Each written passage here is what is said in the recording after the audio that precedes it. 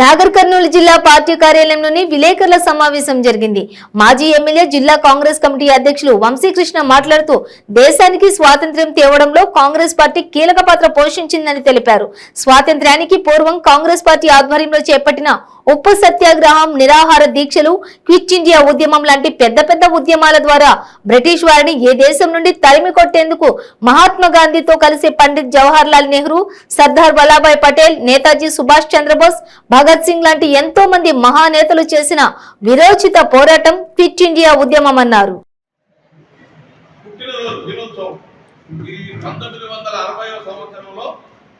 ఇందిరాగాంధీ గారు ప్రధానమంత్రి ఉన్నప్పుడు ఫ్రంటల్ ఆర్గనైజేషన్ అనుబంధ సంస్థలు మొట్టమొదటి అనుబంధ సంస్థలు ఏర్పాటు చేసింది యూత్ కాంగ్రెస్ ఆవిర్భావ దినోత్సవం.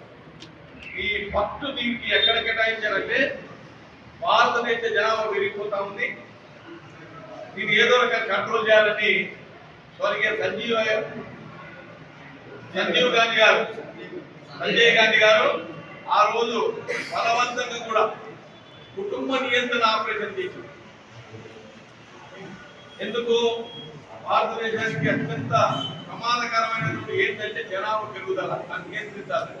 అదేవిధంగా చెట్ల నాటకం, మూఢ విశ్వాసాల పైన blood donation camps, medical camps, ఇవన్నీ అక్కడి నుంచి స్టార్ట్ చేసి కాంగ్రెస్ అంచెలంచెలు పెరుగుతూ ఈ రోజు వరకు పెద్ద విభాగంగా సీనియర్ కాంగ్రెస్ తర్వాత పెద్ద విభాగంలో ఉన్నట్టు కాంగ్రెస్ పార్టీ యూత్ కాంగ్రెస్.